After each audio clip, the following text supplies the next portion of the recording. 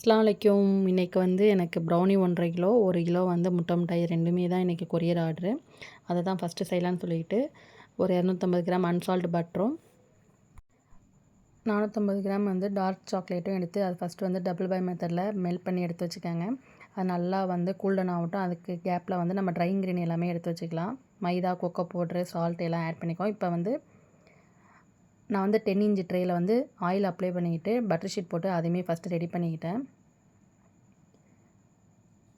நம்ம ப்ரௌனி செய்கிறதா இருந்தால் ஃபஸ்ட்டு வந்து ட்ரே பட்டர் ஷீட்லாம் போட்டு எல்லாம் ரெடி பண்ணி வச்சுக்கணும். அந்த கேப்பில் வந்து சாக்லேட்டுமே பட்டருமே மெல்ட் ஆகிடுச்சு. அது நல்லா கூல்டவுன் ஆகட்டும். இப்போ வந்து ஒரு பவுலில் வந்து ட்ரை இன்க்ரீடியன்ட்லாம் நம்ம வந்து ஒரு பவுலில் சளிச்சு வச்சிட்டோம்னா நம்ம மிக்ஸ் பண்ணும்போது கொஞ்சம் ஈஸியாக இருக்கும்.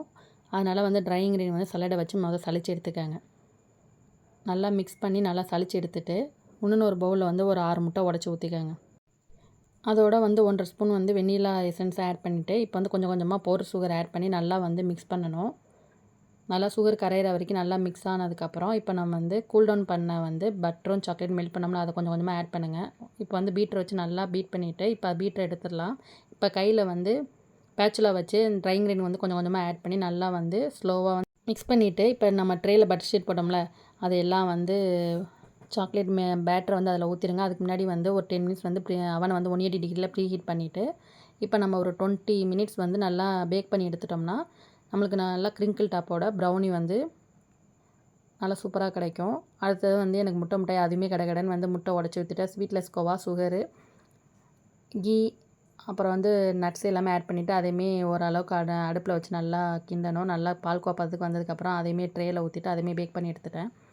இப்போ வந்து கடகடன்னு வந்து பீசஸ் போட்டு எடுத்து வச்ச கொரியர் பேக் பண்ணலான்னு சொல்லிவிட்டு நான் கரெக்டாக வந்து பீசஸ்மே போட்டுட்டு வெயிட்டு போட்டு கரெக்டாக பாக்ஸ்லேயும் எடுத்து வச்சுட்டேன். ஒருத்தவங்க மட்டும் 1 1/2 கிலோ கேட்டிருந்ததுனால 1 கிலோ பாக்ஸ் ஒன்று 1/2 கிலோ பாக்ஸ் தனித்தனியாக பேக் பண்ணேன். தனித்தனியாக கவர் பண்ணாலுமே வெயிட் சார்ஜ் அதிகமாக போகும்னு சொல்லிட்டு 2மே ஒரே கவரில் வைக்கலான்னு சொல்லிட்டு தான் நான் வந்து பேக் பண்ணேன். அது ஏதோ டென்ஷனில் 2யுமே வந்து மாற்றி மாற்றி வச்சிட்டேன் போல். எனக்கு ஒரு கவரில் வந்து 1 1/2 கிலோ போக மாட்டேன்ருச்சு. அப்போ இதை வந்து என் பொண்ணு பார்த்துட்டு இப்படி வைக்காதீங்கன்னு சொல்லிவிட்டு அவங்க தான் வந்து வேறு மாதிரி வச்சு ஒரே கவரில் வந்து 1 1/2 கிலோ வச்சு எனக்கு பேக் பண்ணி கொடுத்தாங்க. இந்த மாதிரி ஆர்டர்ஸ்லாம் உங்களுக்கும் வேணுமா இருந்தால் ஸ்க்ரீனில் வந்து நம்பர் கொடுத்துருக்கேன். கண்டிப்பாக வந்து ஆர்டர் வந்து ப்ளேஸ் பண்ணிக்கோங்க வாட்ஸ்அப்பில்.